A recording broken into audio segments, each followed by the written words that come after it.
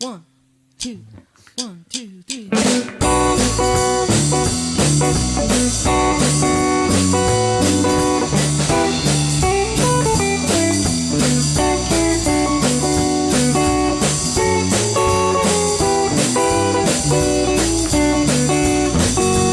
Internet, cell phone, get that app. I'll text you back when I get a chance. That's too fast for me. You're living too fast to see. Gotta slow down. You're living too fast to see. Fine greetings to all of you listening, to those of you who are chasing their bliss, and to those who have found it and are living it every day. It's Friday, October 6th, 2023, and this is Fortell's Fortune Told. I'm your host, Fortell. Well, this is a podcast, a show about music and musicians, songwriting and performing, and the stories of real people investing themselves into this art form because it's who they are. In episode 1, I started with a hello world, as in, who is Fortell? Who is this guy hosting this? And I explained that I was a trumpet player and I had done all of this classic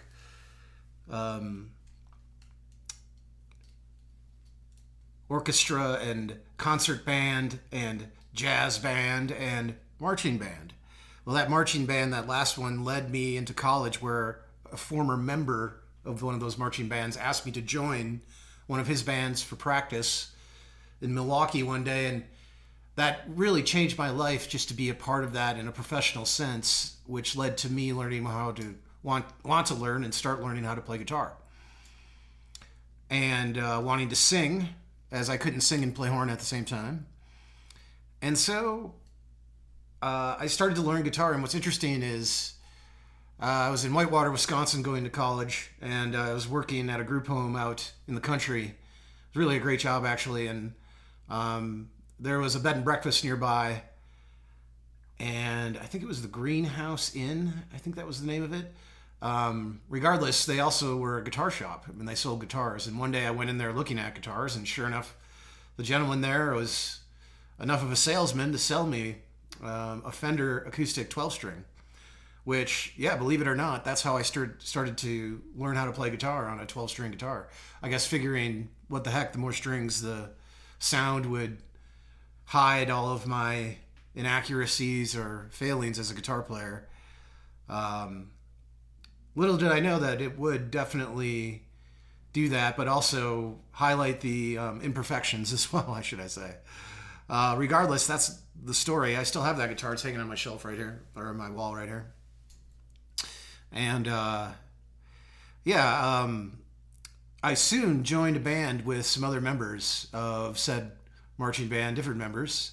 A gentleman by the name of Tony Matranga, who was a drummer living with a bassist, probably the best bassist I've ever played with. And Tony was no slouch either as far as a drummer. Chris Janis, who's the bass player, we called him Long Hair. Everybody called him Long Hair. And then Tim Wirtz was the lead singer, and then Steve Wolf on lead guitar. And then I was the, kind of that rhythm guitar player, played electric eventually and that 12-string. And did a lot of backing vocals and some lead vocals. And that band was called Left on Whiton. So we all lived on Whiton Street and in various homes and somewhat frat house kind of style, but not a frat house. And we formed this band. And we always had to turn left to get on Whiton, so Left on Whiton kind of had multiple meanings. But that was the quintessential college band. That's the band from the 1990s that a lot of my listeners will probably remember playing at all the bars late at night, and those said frat houses, Delta Chi's and the Teaks and stuff like that. We used to practice at a place called Palmyra, Wisconsin, and we practiced in a freezer car there. That used to be on the line of the railroad. They would put items that need to keep cold in this thing. So we thought sure it would keep the sound in too, and little did we know it also like all the air, and it was super hot in summer, and yeah, it was hard to breathe in there at times, to say the least. But Yeah, shout out to Palmyra and the freezer car there. The freezer, we called it. And Left on Wind in general. Later, I built an app. Like I said, I'm also a software engineer. I have some various iOS apps out there for sale. Appreciate it if you download and support the cause. But we have that band called Left on Whiton. Whiton is the app, and also there's the Fortel app. That's all of my original music. I should say something about the Fortel app here because it's definitely my original music, my solo stuff. And at one point, it was on all the venues. You could search for my name on Comcast and Xfinity and Spotify and Amazon Music, etc., Apple Music, etc. And I've pulled all of that out to try to recapture kind of what it's like to buy music and go to the mall and search for an LP and actually spend money on new music and see what it's like and then listen to it a lot because you wanted to give it a chance. You would spend money on it. And even if it did eventually something that you didn't like or something that you wouldn't go back to, because you had spent money on it, you gave it a real listen. You really tried to like it. And so that whole process really is something that I wanted to recapture. And by building my own app and making it proprietary to my music, it's really where it's at. It's my studio quality music. It's where I have multiple tracks with harmonies, with trumpet, with backing guitars, with harmonicas. It's where the beauty of my music can really be experienced besides if you can't see me live. So it's the Fortel app. Please do check it out.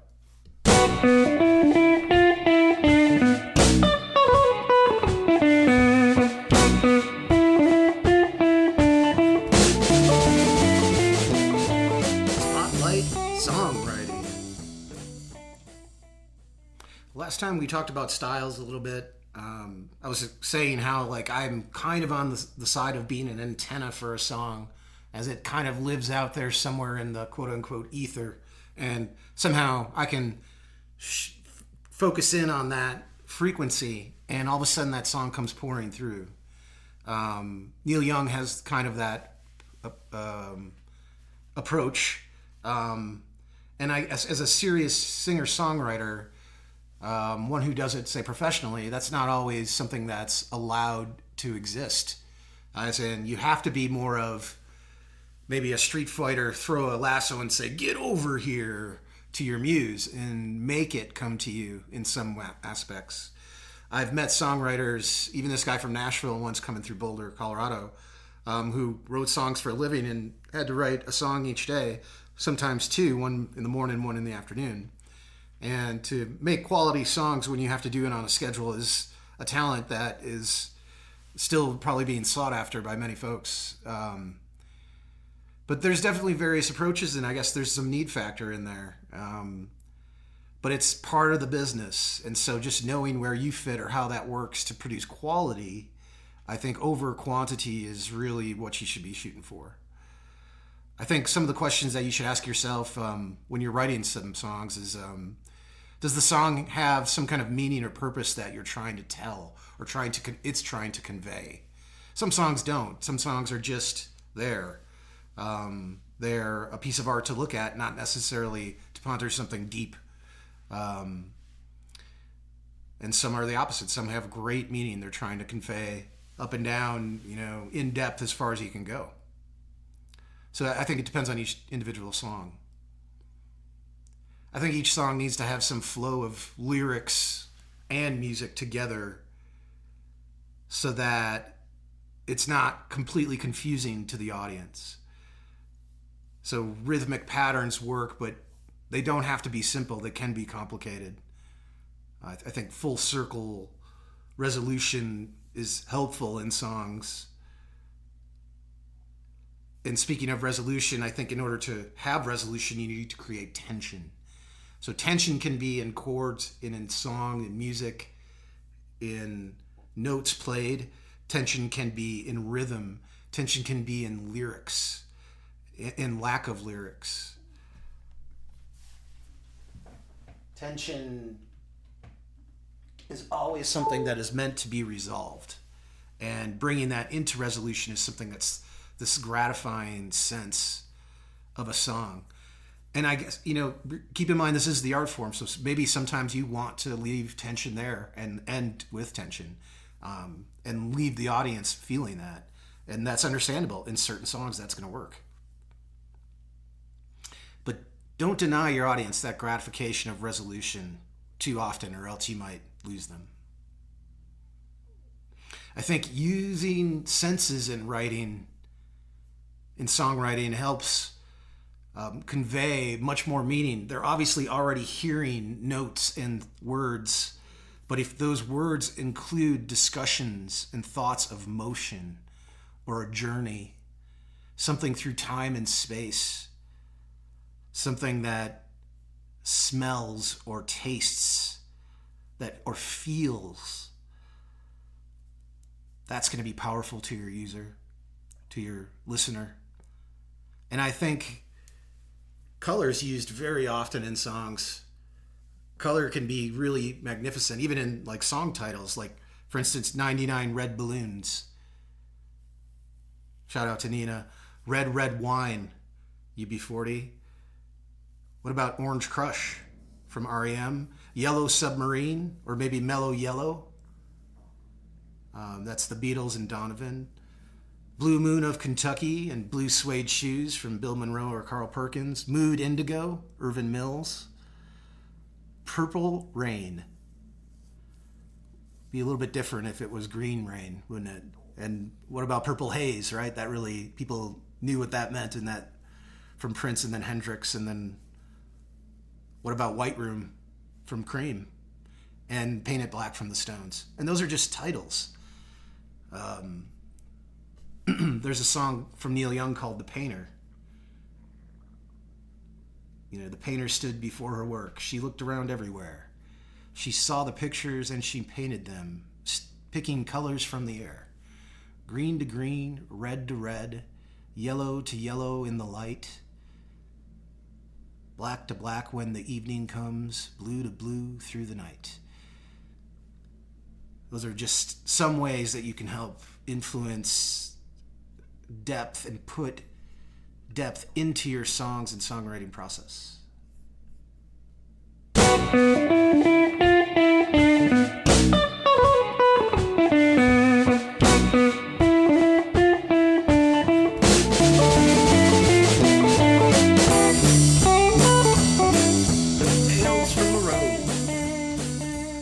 Well, I recently had a gig at a place called Black and Blues Music and Brews in Loveland, Colorado.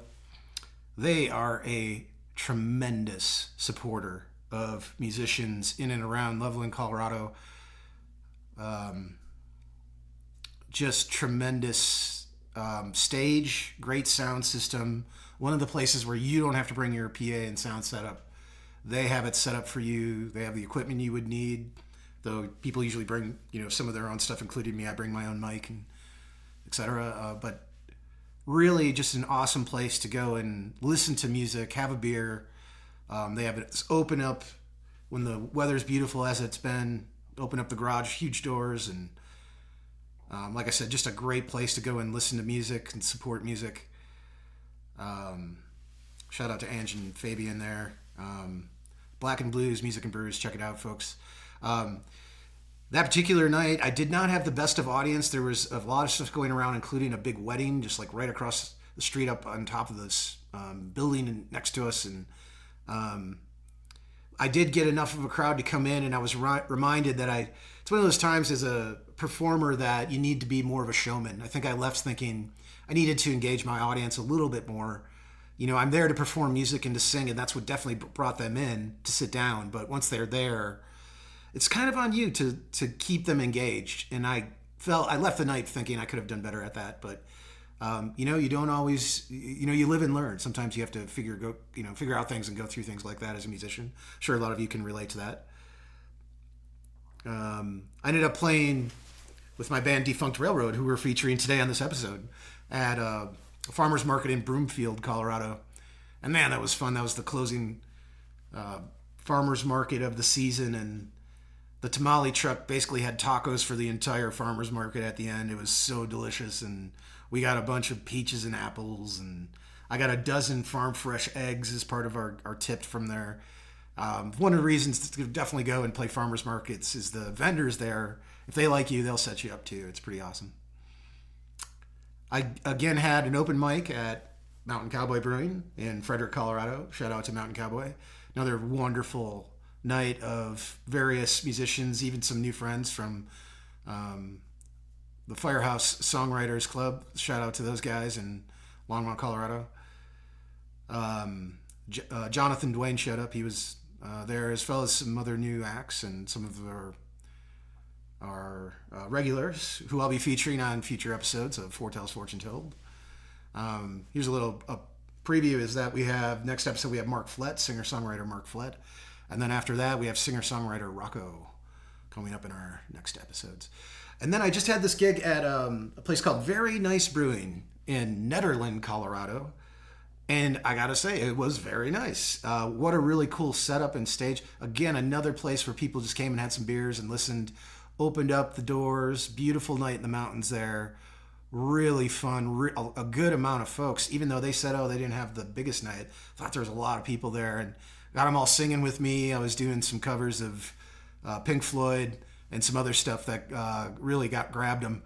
And what a fun night. So looking forward to it. Oh, and then on Tuesday, October 4th, I was on the radio in Fort Collins, Colorado, and then I guess internationally, since nowadays the radio is on the web.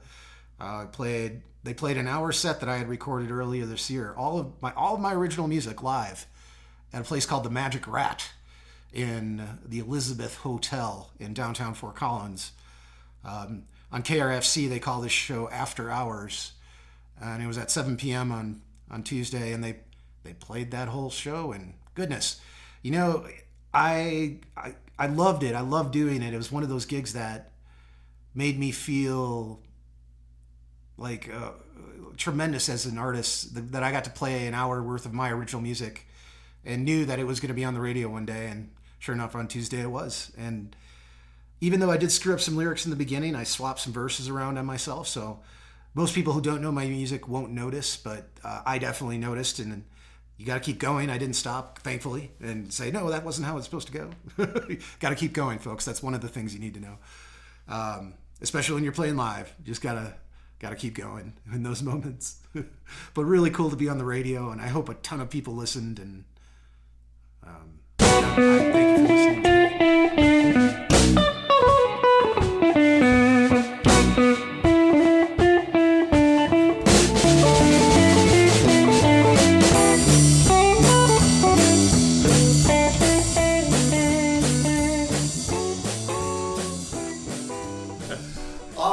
It's time for Foretells Friends. We have Defunkt Railroad with us here today. Defunkt Railroad plays a scrumptious mix of New Orleans funk, Zydeco, blues, rock, R&B, and Louisiana roots. It's a soulful, bluesy stew of good music, and like a good jambalaya, it makes you warm inside and makes you get up and move. We're here with Defunkt Railroad. Yes, folks. Let's start with Randy. Go ahead, introduce yourself, sir. Yeah, I'm Randy Mergala. I'm originally from northern Wisconsin, Armstrong Creek, Wisconsin. Excellent. Lived in Green Bay for a long time. Excellent. DJ? Yeah, I'm DJ Mergala. I was born in New York City and moved to Colorado in 1967. Been here ever since, and I like it. Rick Ditmars, originally from Oklahoma City. Spent some time in Kansas City, then back to Oklahoma before I came to Colorado and Boulder about 34 years ago. So, nice. Good place to be. And pronounce your last name again. Ditmars. Ditmars. Mars. Like the planet. Ditmars. See, now I've already learned something new about you already. That's so great. This is an interesting... my first podcast was kind of a unique situation where the first episode was me interviewing myself. The second episode here is me interviewing the full band, and it happens to be a band that I joined. But before we get to all of that, because I've been playing with these guys for a few years, I want to ask you all your earliest memories of music. Like, what are things that you think of when you think of, that probably is something that influenced me becoming a musician. And Randy, I'll start with you. Oh, probably excuse me. Probably the very earliest would be when I was like 9 or 10 years old. DJ and I actually just recently watched the original Beatles on Ed Sullivan that was aired in, I think, February of 1964. So I was like 9 years old. That was probably like one of my first introductions. And then I had a bunch of Rolling Stones and Beatles 45s. I still have them, I believe. And that was a big influence. I liked the early Stones, and I was only like 9, 10 years old. And I used to listen to the flip side, the B side of one of the 45s, and it was the Willie Dixon song, I Just Want to Make Love to You. And I don't know what my parents thought. I was like 9 or 10 years old, so I was like, I don't know. But I liked it. Yeah. That was probably the first blues song I listened to. Excellent. Yeah. DJ, you're from New York City. What borough? Queens. Queens. Yeah. So were there New York influences early, or what do you remember? I don't know. My mom had a lot of records and she played them all the time. And I don't know. I always had a thing about the piano. I had like a little tiny toy piano that I played. And as I got older, I don't know, I would be pounding on the trash can, pretending it was a drum. And I don't know, it just kind of came up that way. And I always wanted to have like every instrument you could think of. And I got a lot of them, but I don't have as many as I wanted. Extra question for you. When did you know you could sing and play drums at the same time? Oh, I don't know. It just happened. Well, the reason I asked that is also because of your answer to the previous question, where you said you just would play the piano and all these other instruments. It seems like maybe that developed some kind of multitasking nature inside of you to be able to do that. I don't know a lot of people can actually pull off playing drums as well as you do and sing as well as you do. I don't know. I just do it. Awesome. And Rick, you got early memories?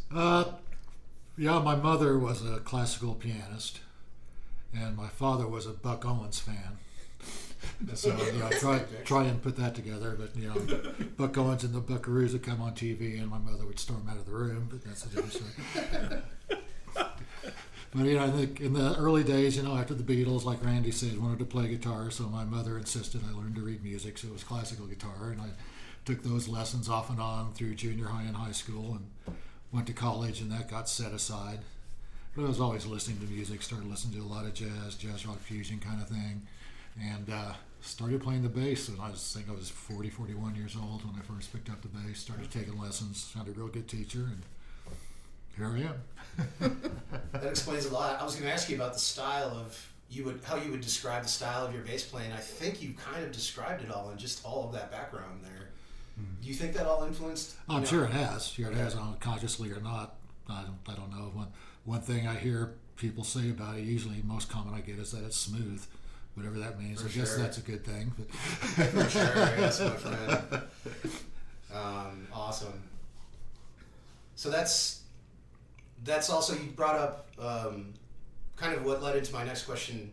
And so let's start with you and go back in reverse. But we all, including me, and I explained on my first episode that I have had a software engineering career that actually I'm going to talk about in my podcast as we go forward. But so I've had other interests that have kind of pulled me along financially, as many musicians do. And again, this story is about real musicians.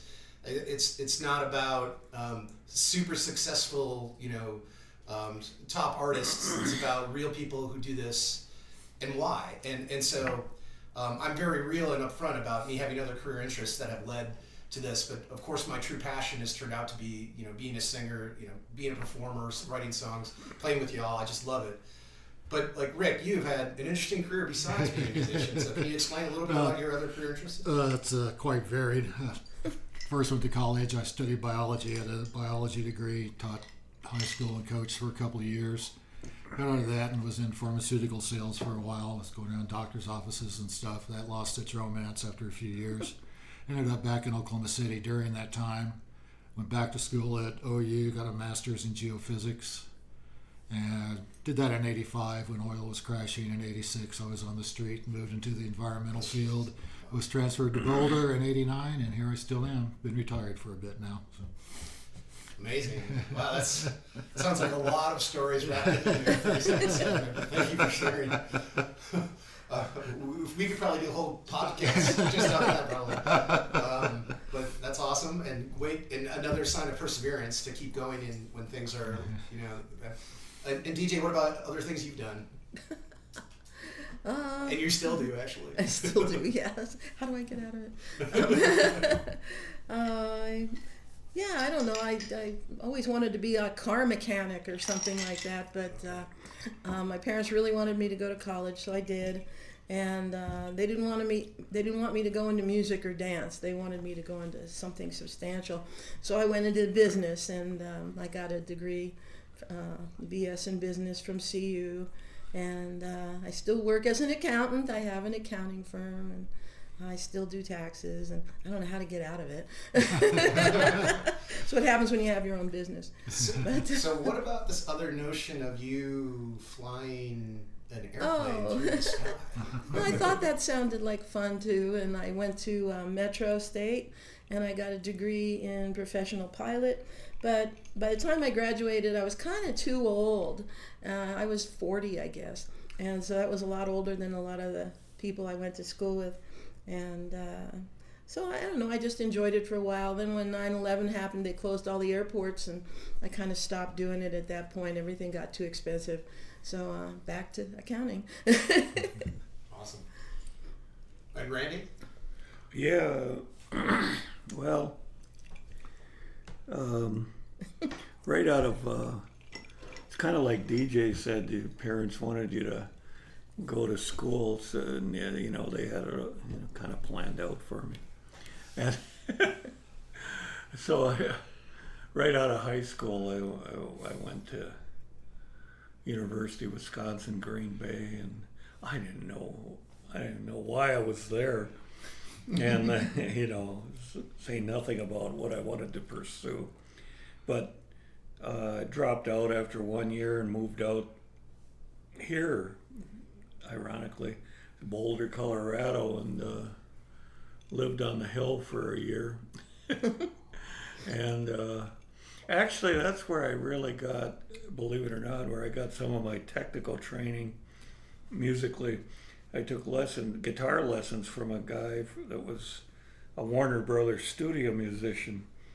I'd like to thank him to this day because he taught me a lot of the chords that I use and stuff, and I'm so glad that I got to learn that stuff. And then when I moved back to Green Bay a year later, I went to music school for a year. Never graduated or anything. It was just 1 year, but it was very helpful. And then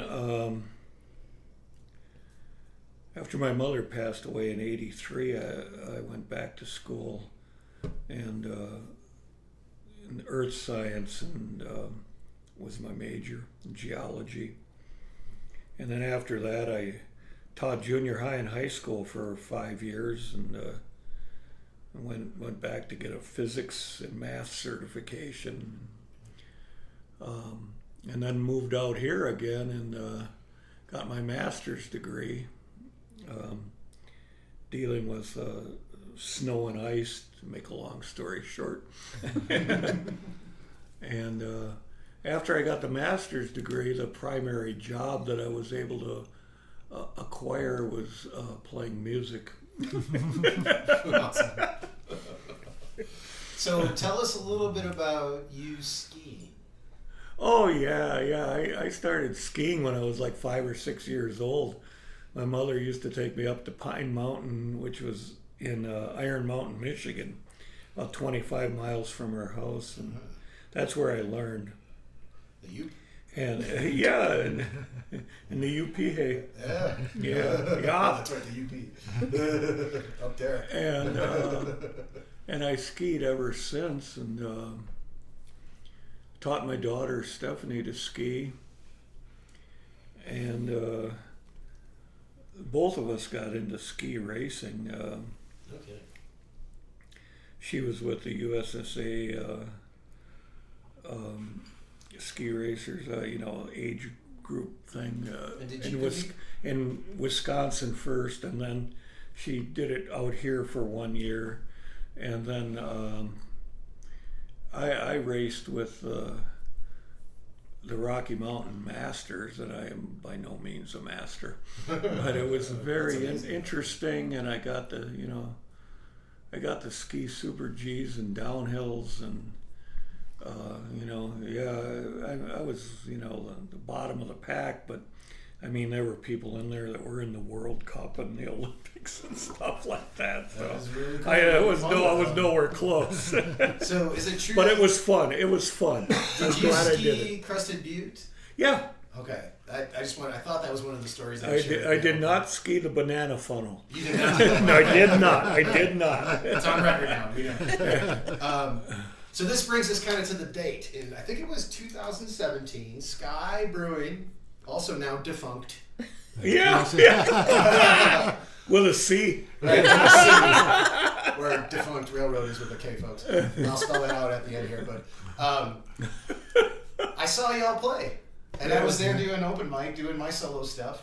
And so most of you, if you don't know me yet on this podcast, Fortal, I do mostly kind of country, classic rock, original tunes, and I don't play trumpet. When I saw these guys, I knew I could bring that trumpet playing that you guys know I've had in my repertoire and in my life. And it was a place I could apply it, and not only that, I could add. You did. And so I've just had such a blast playing with these folks and meeting these folks. Was it 2017 or was it 2018? I think it was 17, late 17. Okay. But I'm not absolutely You sure. sat in with us at the farmer's market in That's Boulder. right, in Yeah. Boulder. That's right. That was my first gig, which was a 4-hour gig.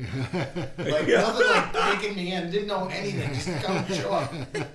Wow, I remember that. I think there was a few songs I could not play in, but other than that, I played a lot. I think it was 17. Yeah. Wow. So anyway, Late 17. good move, bad move. Inviting this guy over here. What do you think? Oh, great move. Great Yeah. move, yeah. Great. Well, it's been a pleasure, like I said, to not only gig with y'all as much as we have, even back in the Dark Horse days before COVID, Yeah. and all the other stuff you That guys was have a done, fun traveling place. around and gigging together before me. Looking forward to all of our future gigs. DJ and I met on that stage at the Dark Horse. Is that where y'all met? So that was my next question: is how you three met? I thought it was at the Outlook. Well, that's where they met me. Oh, that's That's right. where we Yeah. met Rick, Yeah. yeah. But back in... And what year was that? Do you remember? Oh, God, a long time ago. Yeah. At least 10 years ago, if not more. Oh, more than that. 18, Yeah, you and I, you started playing with me and DJ yeah. in about 2013, but I think we had met before that. Oh, yeah. Yeah. But, So was it the open mic that you all first played together? Probably at the Yeah. jams there at the Outlook. We probably played together a few yeah. times. Yeah, I think so. Yeah, and we, Just to clarify, that's the Outlook Hotel? Or Yeah. so It that's was- Outlook it was the a Outlook. hotel. And it's in Boulder, but it's not there anymore. No, It's it's, That's No, awesome. it's- defunct. it's it's I think housing now. it's something like that. Yeah. For the hotel down. I actually went to a business class there once, just so you know, before it went away. So I do have some history there myself. Just not playing music. I learned how to, I think, speak properly. I'm not sure. It used to be the Holiday Inn. So, and that's kind of the modern day where Defunkt Railroad has kind of come into play. These three individuals, not to mention what we haven't mentioned yet, is that Randy and DJ are actually husband and wife, and have been together, playing together longer than this band, probably. Yeah. And, Well, like just explain a little bit how, like, you all met. Well, yeah, it was 1998, very early 1998. A friend of ours hosted a jam at the Dark Horse where we've played Dark many Horse, gigs, that's right. you know. You mentioned that, okay. And DJ used to come in with her conga and just play congas, you know. And So we met on stage at the Dark Horse. And then the rest is history. Yeah. My first question is, why do you do music? So it could be, why does Defunkt Railroad exist? Why are we doing Defunkt Railroad today? Or it could be you personally. Why are you doing music? And actually, if all of you want to answer, it would be great. But it's up to y'all. What do you think? Who first? Yeah, we're recording. It doesn't matter. We'll edit it out. Well, I do it for the music, you know, and I enjoy playing music with y'all, and I just enjoy the music, you know. If it was for the money or the music business, it wouldn't happen. I do it for the music, you know, and the camaraderie, you know. So Awesome. Cool. So who are your influences? Like, who has said that's somebody that has influenced my style, how I play, how I want to write music? What is that? Got anybody? Yeah, the people who've been inspirations are people I couldn't touch playing. So who are some of those people? Like Christian McBride, for example, the upright bass. He's just from another planet. In fact, I was sitting in Boulder Theater at the Christian McBride trio concert, or Christian McBride band, and sitting there watching him, and I was kind of been thinking about picking up music again, you know, playing something. I was kind of leaning toward bass, and I was sitting there in front of McBride, and sitting there, and my wife kind of asked me, "You ever thinking about taking up an instrument again?" I says, "Yeah, I kind of thought about the bass." But then I don't know, it looks like McBride. I don't know why. There's nobody can be touched. But I was fortunate. I found a good teacher. He's the teaching at Rob's, Pete Hennig. He was a Berkeley College of Music grad, and really good teacher. Really good Shout teacher. out. And learned a lot from him. Because my intent was never to perform. I was listening to a lot of jazz, just wanted to understand it better. So I went to him really just to learn some jazz theory, and bass seemed a good place to do that. And it helped a lot. And then started going to blues jams just to play a bit, just to try my hand. And So, Randy DJ, what is one of your favorite songs that you've written? One of your originals, and why? yeah. Well, I guess I'll go first. As far as one of my favorite songs DJ wrote is "Standing in the Shadows," and I just think it's got such a profound message. It's a great blues ballad, and probably one of the favorite ones that I wrote is probably "Someday," which I always wanted to write a song with a 1/6/4/5 change, and that's kind of how it started. And then Here I'm thinking the yearning. and I read quite a few Carl Sandburg poems, and some of the lyrics in there are kind of influenced by some of his poetry, especially the poem "Chicago." If you listen to the song and read the poem, you probably know what I'm talking about. But anyway, that's one of them. It's kind of a slow 1/6/4/5 thing, you know. And It's a great song. I've really enjoyed playing trumpet on it yeah. throughout the, years now. I've been hearing DJ sing it, and all right, last question for y'all. Just want to thank y'all for coming for sure, and being part of this podcast.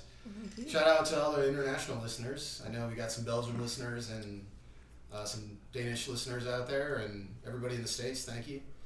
Last question for y'all is: it's really more of a comment or a statement. Do you have any advice or any words of wisdom for somebody trying to do this, trying to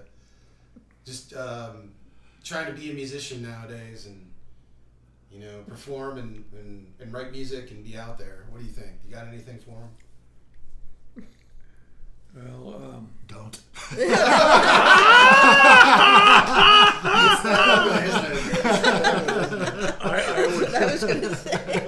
I would be a little more subtle than that and say, do it for the music and do it to have fun. Because if you don't do that, you're going to find it very frustrating. But do it for the music and do it to have fun. That brings us to the end of this episode of Foretel's Fortune Told. I want to thank Defunkt Railroad for joining us, and thank you so very much, as I certainly appreciate y'all listening today. And feel free to interact more at foretelmusic.com and defunktrailroad.com. But for now, I'll send you into the sunset with Defunkt Railroad's Too Fast for Me. And I hope your journey is as expected. 1, 2, 3.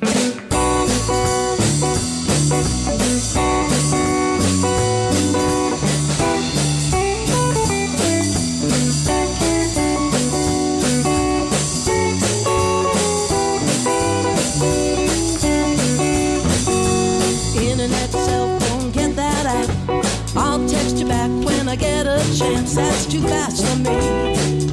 You're living too fast to see. Gotta slow down, you're living too fast to see. Tailgate, change lanes, pass on the right. Gotta get pole position at the next light. That's too fast for me. You're living too fast to see. Gotta slow down, you're living too fast to see. LOL, OMG, I don't have time to write words, you see. That's too fast for me. You're living too fast to see. Gotta slow down, you're living too fast to see.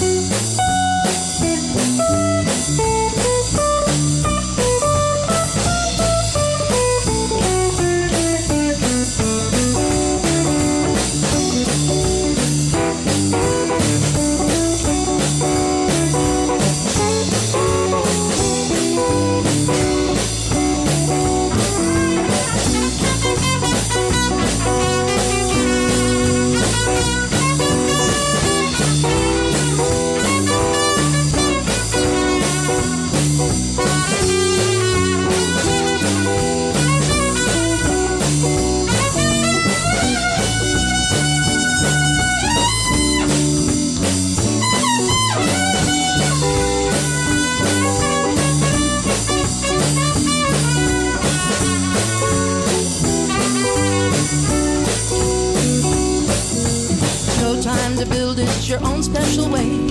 Get the cash and it's on its way. That's too fast for me.